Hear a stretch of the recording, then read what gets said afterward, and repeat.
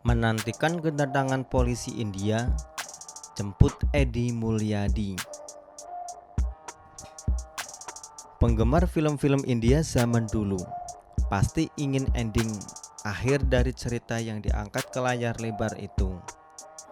Di film-film action misalnya, cerita berkutat pada pertarungan seorang pembela kebenaran, protagonis, dengan penjahat, antagonis. Dahulu kala, aktor idaman adalah Amitabh Bachchan. Setiap filmnya diputar di bioskop. Penulis CS selalu berusaha untuk menonton. Di akhir film, Amitabh Bachchan yang kerap memerankan tokoh bernama Vijay bertarung sengit dengan penjahat utama. Setelah penjahatnya berhasil ditaklukkan Vijay, meski dengan susah payah, babak belur dan hampir mati, barulah sepasukan polisi datang berhamburan. Diiringi bunyi sirene mobil yang meraung-raung meringkus si penjahat. Adegan ini membuat seisi bioskop kampung itu bergemuruh oleh tepuk tangan para penonton. Semua orang bersukacita dan bersyukur sebab penjahat yang dibenci di sepanjang film itu akhirnya ditangkap polisi. Tapi penulis tidak tahu lagi seperti apa film-film di India terkini. Film-film India terkini, apakah masih sama alur ceritanya?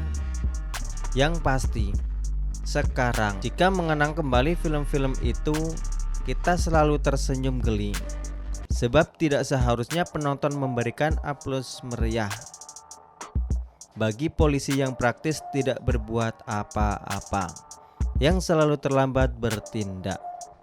Dalam konteks negeri kita, hal semacam itu pula salah satu penyebab sehingga stabilitas keamanan sering tidak stabil. Biangnya adalah kadrun yang selalu berulah, menjajakan agama sembari melakukan berbagai hal yang menyimpang dari ajaran agama.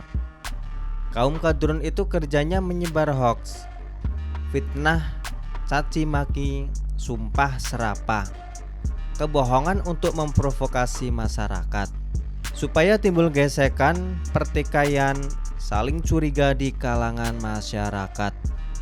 Contoh terbaru ketika beredar isu atau selebaran bahwa oknum penceramah agama yang dikenal luas sebagai biang provokasi akan mengisi acara keagamaan di lingkungan TNI AD.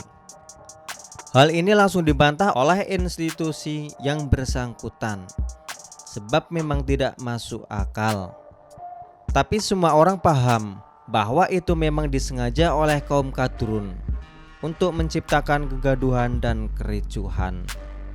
Kadrun itu identik dengan PKI yang gemar melakukan segala cara dengan menyebar kebohongan semacam ini. Mereka dengan sengaja dan terus-menerus mencoba agar tercipta ketidakstabilan dan adu domba. Lalu di mana polisi kita mestinya segera bertindak menelisik siapa dalang dibalik isu atau selebaran itu. Tapi biasanya bila ada peristiwa semacam ini hanya dianggap sebagai angin lalu saja. Namun di lain pihak, para kadrun yang berada di balik semua ini belajar dan mengevaluasi untuk kemudian terus-menerus mencari pola baru bagaimana supaya situasi di masyarakat chaos. Bayangkan bagaimana jumawanya kelompok ini sekarang, karena bahkan sudah berani mengusik TNI. Apakah itu buah eksperimen dari Bahar bin Smith yang seenak jidatnya merendahkan pimpinan TNI Angkatan Darat? Untung dia segera diamankan. Tetapi ternyata di lingkungan ini malah ditembus isu bahwa mereka akan diceramahi oknum biang kerok yang niatnya merongrong republik ini. Kita tidak paham bagaimana seharusnya sikap dan tindakan aparat keamanan terhadap kejadian semacam ini. Apakah harus mendiam saja? Menurut hemat penulis, ini semacam test case yang kalau dibiarkan akan diikuti lagi oleh aksi-aksi yang lain yang mungkin lebih berani dan nekat. Maka kita patut mempertanyakan kesiapan dan kesigapan aparat kita dalam menyikapi kejadian-kejadian yang didalangi para kadrun. Kasus terkini adalah Edi Mulyadi, caleg gagal PKS, yang dinilai telah menghina dan merendahkan seluruh masyarakat Kalimantan. Oknum ini dengan berapi-api mengatakan bahwa pulau yang indah ini adalah tempat jin buang anak. Tetapi ketika direspon secara marah oleh masyarakat setempat dan seluruh anak bangsa yang cinta NKRI, oknum ini justru ngumpet entah di mana, tidak berani mempertanggungjawabkan apa yang dia telah katakan. Ini ciri khas kadrun, gemar menyebar hoaks dan fitnah, namun tidak dapat membuktikan apa yang mereka tuduhkan. PKI bangkit, New Komunis, dengan berkonsolidasi dengan Cina untuk menguasai Indonesia. Narasi ini berulang-ulang dihamburkan para kadrun, tetapi mana buktinya? Tujuan mereka memang hanya ingin menimbulkan instabilitas dengan segala cara, sebagaimana bisa dilakukan oleh PKI dulu. Sialnya, para keamanan kita hanya diam membisu, tidak mengundang oknum-oknum itu untuk dimintai klarifikasi dan minta petunjuk soal bukti. Sebab siapa tahu benar bukan, dan pasti akan kita dukung kalau memang benar apa yang ditudingkan itu. Dan apabila tidak benar apa yang dia katakan, atau dia dapat membuktikan tentang PKI bangkit, New Komunis, Cina mau menguasai Indonesia, mbok ya diamankan dong, ditangkap dan dijebloskan ke sel. Kalau dibiarkan jadi kebiasaan. Kasus Edi Mulyadi sepertinya hendak disikapi sama oleh pihak keamanan kita. Banyaknya tuntutan agar bersangkutan ditangkap dan diadili. Hingga tulisan ini dipublis, belum ada indikasi bahwa keamanan kita akan bergerak. Sungguh sangat disesalkan bila polisi kita terkesan segan berurusan dengan kaum kadrun. Setiap kadrun berulah, pihak keamanan lamban bertindak.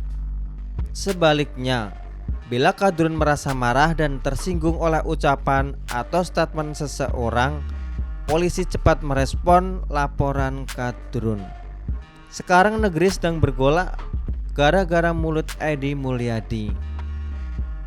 Dan jangan lupa, masih beberapa waktu lalu oknum bernama Fahmi Herbal yang menghina Indonesia. Sampai kini aman-aman saja. Apakah itu yang hendak diuji cobakan polisi atas kasus Edi Mulyadi ini? Mungkin polisi beranggapan bahwa bangsa ini suka memaafkan. Itukah sebabnya setiap aksi marah itu dibiarkan saja? Atau anggap sepi emosi orang-orang? Karakter khas Nusantara memang pada dasarnya pemaaf, tapi karakter ini mulai rusak oleh kadrun. Asal gurun yang dikit-dikit langsung demo dengan beringas. Itukah yang membuat pihak keamanan kita segera merespon dan melayani aduan para kadrun? Sangat memprihatinkan. Dan kalau polisi punya anggapan semacam ini, itu sangat keliru dan menjadi presiden buruk di masa depan. Kadrun itu musuh nyata NKRI saat ini, harus diberantas. Dalam konteks terbaru, polisi jangan biarkan masyarakat yang tersinggung bertindak sendiri, sebab penghinaan ini memang sudah di luar batas. Janganlah menjadi polisi India yang datang tergopoh-gopoh setelah masalah selesai.